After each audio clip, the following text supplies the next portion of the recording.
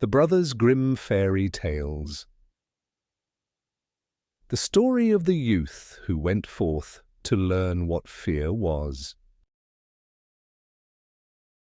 A certain father had 2 sons, the elder of whom was smart and sensible and could do everything, but the younger was stupid and could neither learn nor understand anything. And when people saw him, they said, "There's a fellow who will give his father some trouble." When anything had to be done, it was always the elder who was forced to do it, but if his father bade him fetch anything when it was late, or in the night time, and the way led through the churchyard, or any other dismal place, he answered, "Oh, no, father, I'll not go there, it makes me shudder," for he was afraid. Or when stories were told by the fire at night, which made the flesh creep, the listeners sometimes said, "Oh, it makes us shudder." The younger sat in a corner and listened with the rest of them, and could not imagine what they could mean. "They are always saying it makes me shudder, it makes me shudder." "It does not make me shudder," thought he. "That too must be an art of which I understand nothing." Now it came to pass that his father said to him one day, "Hearken to me, thou fellow in the corner there, thou art growing tall and strong, and thou too must learn something by which thou canst earn thy living. Look how thy brother works, but thou dost not even earn thy salt." "Well, father," he replied, "I am quite willing to learn something. Indeed, if it could but be managed, I should like to learn how to shudder." "I don't understand that at all yet."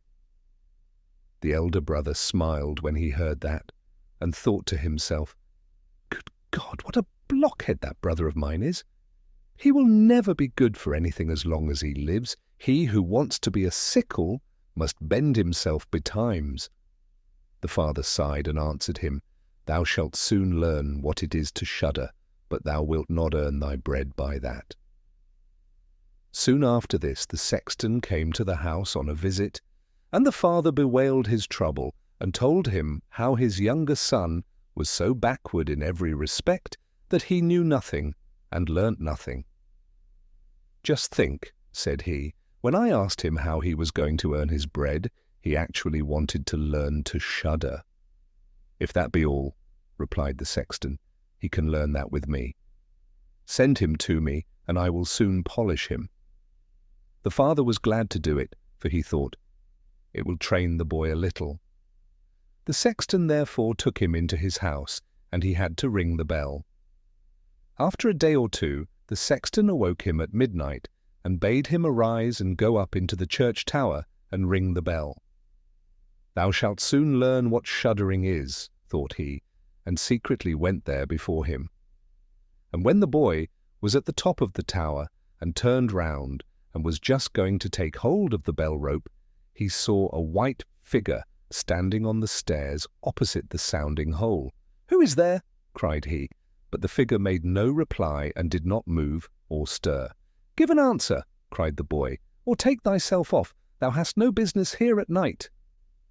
The sexton, however, remained standing motionless that the boy might think he was a ghost. The boy cried a second time, "What do you want here? Speak if thou art an honest fellow, or I will throw thee down the steps." The sexton thought, "He can't intend to be as bad as his words," uttered no sound, and stood as if he were made of stone.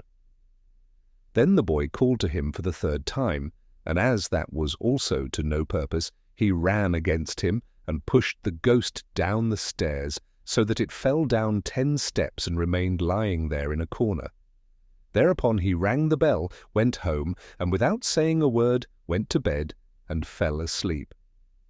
The sexton's wife waited a long time for her husband, but he did not come back. At length she became uneasy, and wakened the boy and asked, "Dost thou not know where my husband is?" "He climbed up the tower before thou didst." "No, I don't know," replied the boy, "but someone was standing by the sounding hole on the other side of the steps, and as he would neither give an answer nor go away, I took him for a scoundrel and threw him downstairs. Just go there and you will see if it was he." "I should be sorry if it were." The woman ran away and found her husband, who was lying moaning in the corner and had broken his leg. She carried him down, and then with loud screams she hastened to the boy's father. "Your boy," cried she, "has been the cause of a great misfortune. He has thrown my husband down the steps and made him break his leg. Take the good-for-nothing fellow away from our house." The father was terrified and ran thither and scolded the boy. "What wicked tricks are these?" said he. "The devil must have put this into thy head." "Father," he replied, "do listen to me. I am quite innocent.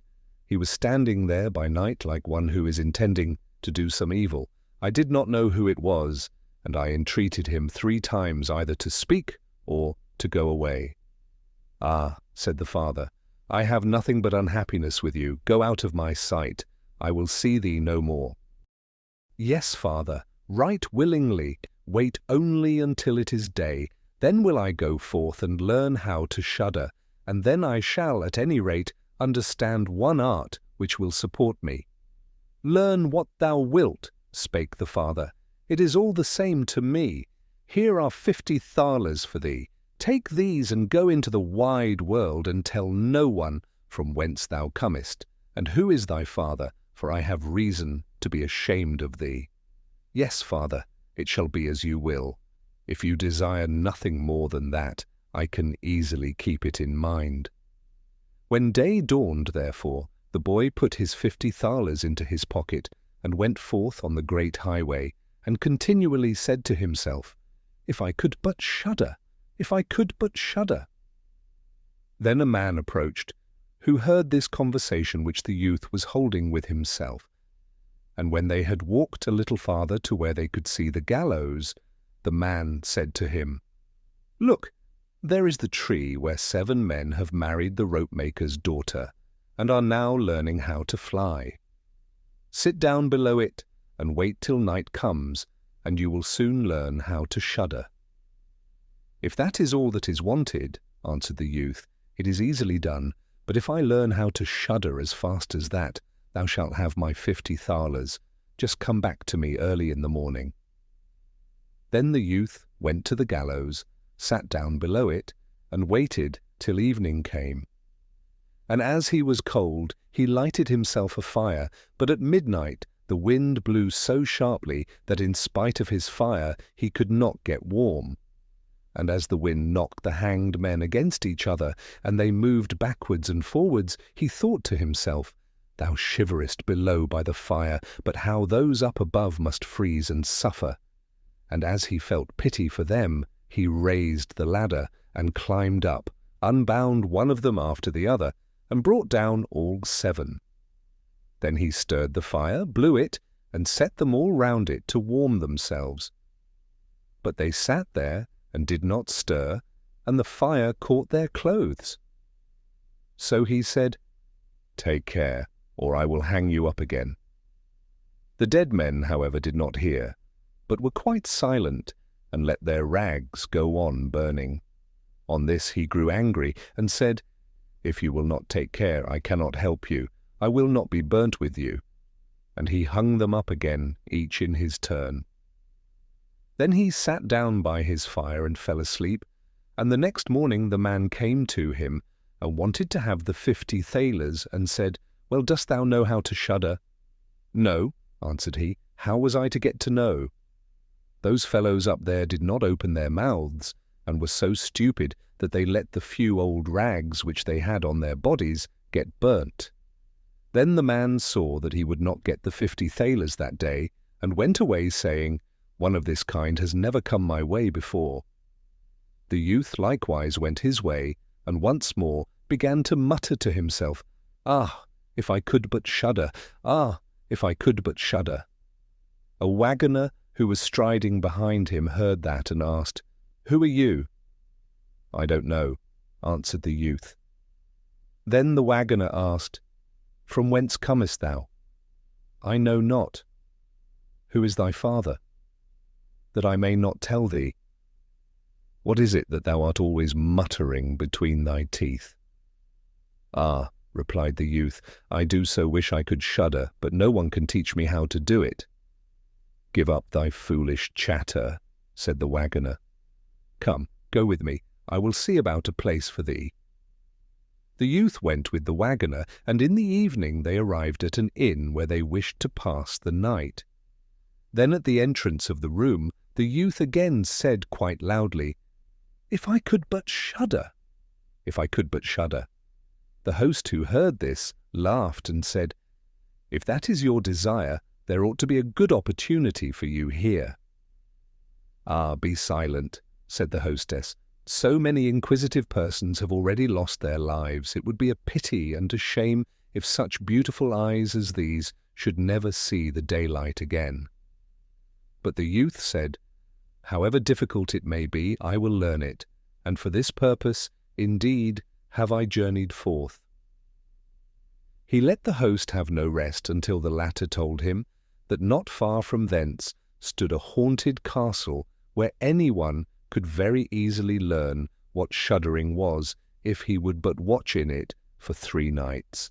The king had promised that he who would venture should have his daughter to wife, and she was the most beautiful maiden the sun shone on. Great treasures likewise lay in the castle, which were guarded by evil spirits, and these treasures would then be freed and would make a poor man rich enough. Already many men had gone into the castle, but as yet none had come out again. Then the youth went next morning to the king and said, if he were allowed, he would watch 3 nights in the haunted castle. The king looked at him, and as the youth pleased him, he said, "Thou mayest ask for 3 things to take into the castle with thee, but they must be things without life." Then he answered, "Then I ask for a fire, a turning lathe, and a cutting board with the knife." The king had these things carried into the castle for him during the day. When night was drawing near, the youth went up and made himself a bright fire in one of the rooms, placed the cutting board and knife beside it, and seated himself by the turning lathe. "Ah, if I could but shudder," said he, "but I shall not learn it here either." Towards midnight he was about to poke his fire, and as he was blowing it, something cried suddenly from one corner, "Oh, meow, how cold we are!" "You simpletons, Rents," cried he, "or what are you crying about? If you are cold, come and take a seat by the fire and warm yourselves." And when he had said that, 2 great black cats came with one tremendous leap and sat down on each side of him and looked savagely at him with their fiery eyes. After a short time, when they had warmed themselves, they said, "Comrade, shall we have a game at cards?" "Why not?" he replied, "but just show me your paws." Then they stretched out their claws. "Oh," said he, "what long nails you have! Wait, I must first cut them for you." Thereupon he seized them by the throats, put them on the cutting board, and screwed their feet fast. "I have looked at your fingers," said he, "and my fancy for card-playing has gone," and he struck them dead and threw them out into the water. But when he had made away with these 2, and was about to sit down again by his fire, out from every hole and corner came black cats and black dogs with red-hot chains, and more of them came until he could no longer stir, and they yelled horribly and got on his fire, pulled it to pieces and tried to put it out. He watched them for a while quietly, but at last, when they were going too far, he seized his cutting knife and cried, "Away with ye, vermin!" and began to cut them down. Part of them ran away, the others he killed and threw out into the fish pond. When he came back, he fanned the embers of his fire again and warmed himself. And as he thus sat, his eyes would keep open no longer, and he felt a desire to sleep. Then he looked round and saw a great bed in the corner. "That is the very thing for me," said he, and got into it. When he was just going to shut his eyes, however, the bed began to move of its own accord, and went over the whole of the castle. "That's right," said he, "but go faster." Then the bed rolled on as if 6 horses were harnessed to it, up and down, over thresholds and steps, but suddenly, hop, hop, it turned over upside down and lay on him like a mountain, But he threw quilts and pillows up in the air, got out and said, "Now anyone who likes may drive," and lay down by his fire, and slept till it was day. In the morning the king came, and when he saw him lying there on the ground, he thought the evil spirits had killed him, and he was dead. Then said he, "After all, it is a pity. He is a handsome man." The youth heard it, got up, and said, "It has not come to that yet." Then the king was astonished, but very glad, and asked how he had fared. "Very well indeed," answered he. "One night is past, the 2 others will get over likewise." Then he went to the innkeeper, who opened his eyes very wide, and said, "I never expected to see thee alive again. Hast thou learnt how to shudder yet?" "No," said he, "it is all in vain. If someone would but tell me." The second night he again went up into the old castle, sat down by the fire, and once more began his old song, "If I could but shudder." When midnight came, an uproar and noise of tumbling about was heard. At first it was low, but it grew louder and louder. Then it was quiet for a while, and at length, with a loud scream, half a man came down the chimney and fell before him. "Hullo!" cried he, "another half belongs to this." "This is too little." Then the uproar began again. There was a roaring and howling, and the other half fell down likewise. "Wait," said he, "I will just blow up the fire a little for thee." When he had done that and looked round again, the 2 pieces were joined together, and a frightful man was sitting in his place. "That is no part of our bargain," said the youth. "The bench is mine." The man wanted to push him away. The youth, however, would not allow that, but thrust him off with all his strength, and seated himself again in his own place. Then still more men fell down, one after the other. They brought 9 dead men's legs and 2 skulls, and set them up and played at 9 pins with them. The youth also wanted to play, and said, "Hark you, can I join you?" "Yes, if thou hast any money." "Money enough," replied he, "but your balls are not quite round." Then he took the skulls and put them in the lathe, and turned them till they were round. "There now, they will roll better," said he. "Hurrah! Now it goes merrily." He played with them and lost some of his money, but when it struck 12, everything vanished from his sight.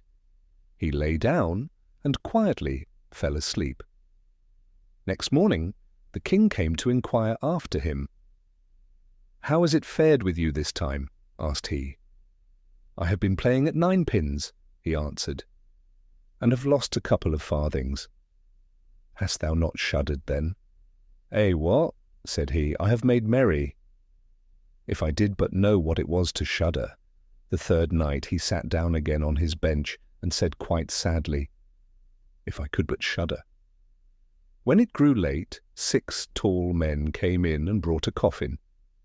Then said he, "Ha, ha, ha, that is certainly my little cousin who died only a few days ago."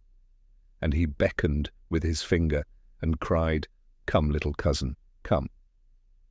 They placed the coffin on the ground, but he went to it and took the lid off, and a dead man lay therein. He felt his face, but it was cold as ice.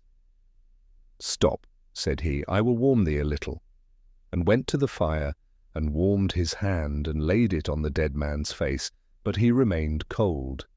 Then he took him out and sat down by the fire and laid him on his breast and rubbed his arms that the blood might circulate again. As this also did no good, he thought to himself, "When 2 people lie in bed together, they warm each other," and carried him to the bed, covered him over, and lay down by him. After a short time the dead man became warm too, and began to move. Then said the youth, "See, little cousin, have I not warmed thee?" The dead man, however, got up and cried, "Now will I strangle thee." "What?" said he, "is that the way thou thankest me?